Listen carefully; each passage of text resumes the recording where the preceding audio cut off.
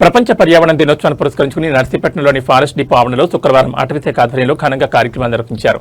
DSO Samuel నాయకత్వంలో జరిగిన ఈ కార్యక్రమంలో పర్యావరణ పరిరక్షణకు సంబంధించిన పలు అవగాహన కార్యక్రమాలు చేపట్టారు.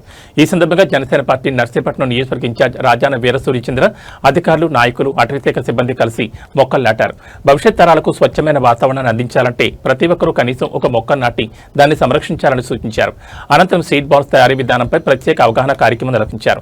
అడవులు, కొండ ప్రాంతాలు మరియు ఖాళీ ప్రదేశాల్లో సీడ్ బాల్స్ విసరడం ద్వారా వృక్ష సంపదను పెంచవచ్చని డిఎఫ్ఓ వివరించారు. సీడ్ బాల్స్ తయారీకి ఉపయోగించే మట్టి, విత్తనాలు, ఎరువు మిశ్రమం గురించి పాల్గొన్న వారికి ప్రదర్శన ద్వారా తెలిపారు. ఈ కార్యక్రమానికి ముఖ్య అతిథిగా హాజరైన జనసేన పార్టీ నర్సీపట్నం నియోజకవర్గ ఇన్ఛార్జ్ రాజాన వీరసూర్యచంద్ర మాట్లాడుతూ పర్యావరణ పరిరక్షణ ప్రతి పౌరుడి బాధ్యతని అన్నారు.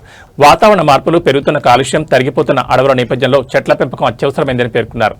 పచ్చదనాన్ని కాపాడేందుకు ప్రతి ఒక్కరూ తమ వంతు బాధ్యతగా మొక్కలు నాటడంతో పాటు వాటి సంరక్షణపై దృష్టి పెట్టాలని పిలుపునిచ్చారు.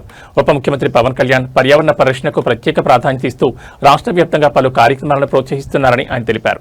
ప్రకృతి వనరుల సంరక్షణ, అడవుల అభివృద్ధి, హరితహారం వంటి కార్యక్రమాల ద్వారా పర్యావరణ సమతుల్యతను కాపాడేందుకు ప్రభుత్వం చర్యలు చేపడుతుందని చెప్పారు. ఈ కార్యక్రమంలో రేంజర్ రాజేశ్వరరావు, జనసేన పార్టీ జిల్లా కార్యదర్శులు అల్లాడ సురేష్, పంచాడ హరినాథ్, మాజీ కౌన్సిలర్ డబ్బిల్ శ్రీకాంత్, అటవీశాఖ సిబ్బంది పాల్గొన్నారు.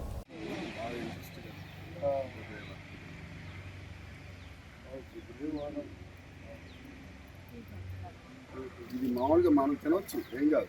ఎలుగుబంట్లు చాలా ఇష్టంగా తింటాయి.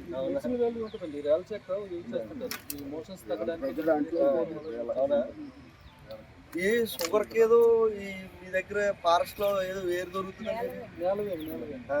ఉందా ఇప్పుడు మన దగ్గర?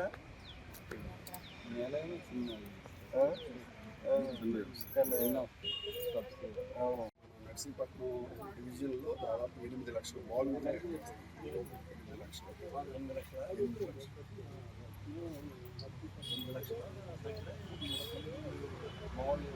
గోళీలు ఉన్నాయి కదా, 8 లక్షల గోళీలు.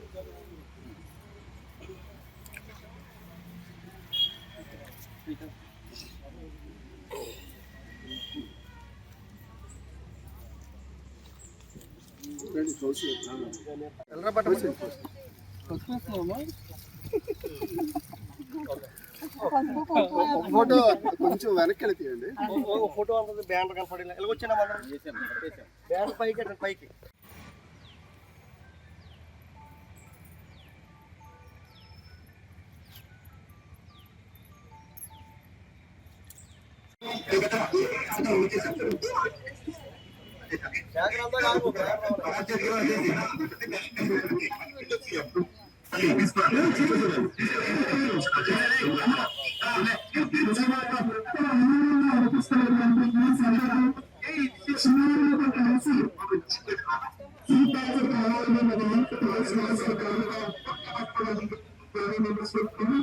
ఈరోజు ప్రపంచ పర్యావరణ దినోత్సవం సందర్భంగా గౌరవ ఉప ముఖ్యమంత్రి వర్యులు, రాష్ట్ర అటవీ శాఖ మంత్రి అంటే పవన్ కళ్యాణ్ గారు ఈరోజు విరివిరిగా చెట్లు నాటుదాం, పర్యావరణం కాపాడుదాం, ప్లాస్టిక్ని నిరోధిద్దాం అనే కార్యక్రమాన్ని ఈరోజు నర్సీపట్నం నియోజకవర్గంలో డిఎఫ్ఓ గారి ఆధ్వర్యంలో ఈరోజు ఏదైతే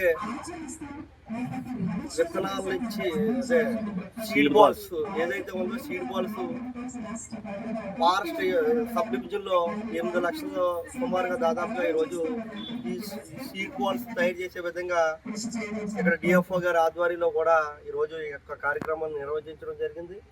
అలాగే ఇక్కడ నర్సీపట్నం నియోజకవర్గంలో ఎక్కడా కూడా ఫారెస్ట్లో ఎటువంటి ఇబ్బందులు లేకుండా ముందుకు నడిపిస్తున్నటువంటి డిఎఫ్ఓ గారు కూడా ప్రత్యేకంగా కూడా ధన్యవాదాలు తెలుసుకోవాల్సిన అవసరం ఉంది. అలాగే రేంజర్ గారికి ఇక్కడ వచ్చేసిన అందరికీ కూడా మొత్తం కూడా నర్సీపట్నం మన డిఎఫ్ఓ ఆధ్వర్యంలో ఈరోజు పవన్ కళ్యాణ్ గారు 8.5 crores సీడ్ విత్తనాలు మొత్తం ఫారెస్ట్లో జల్లడానికి ఇది ఒక ఆంధ్రప్రదేశ్ ఒక రాష్ట్రంలోనే చెప్పుకోదగ్గ గర్వకరమైన విశేషం.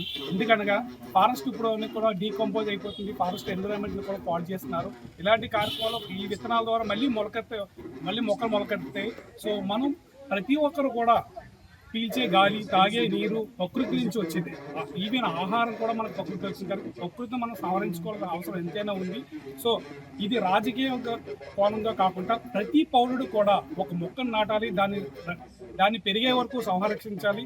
ప్రతి ఒక్కరు కూడా తన ఒక వంతు సహాయంగా మొక్కలు నాటడం, పర్యావరణం కాపాడుకోవడం ఇలాంటి మీద ప్రతి ఒక్కరు దృష్టి పెట్టి భావితరాల భవిష్యత్తు దృష్టిలో పెట్టుకొని, లేదంటే మనకి చూడండి ఇప్పుడు వస్తున్న విపత్తులు కావచ్చు, అకాల వర్షాలు, లేదంటే మనకి చూడండి సడన్ గా గాల్స్ వచ్చేస్తున్నాయి, తర్వాత ప్రకృతిలో కూడా విపత్తులు విపరీతంగా పెరిగిపోయి దీని ఎందుకు కారణం కూడా ప్రకృతిని మనం సవరించుకోలేకపోవడమే.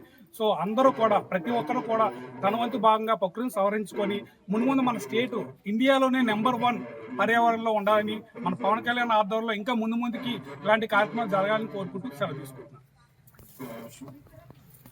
ఈ సబ్ డివిజన్లు ఏదైతే ఉన్నాయో మొక్కలు పెంచే కార్యక్రమాన్ని కూడా దాదాపుగా డిఎఫ్ఓ గారి ఆధ్వర్యంలో కూడా ఎక్కడ కూడా చాలా బ్రహ్మాండంగా జరుగుతుంది. ఈరోజు పవన్ కళ్యాణ్ గారు ఇచ్చిన పిలుపు మేరకు ఈరోజు చక్కటి కార్యక్రమం ఏర్పాటు చేసిన డిఎఫ్ఓ గారు కూడా ప్రత్యేకంగా కూడా ధన్యవాదాలు.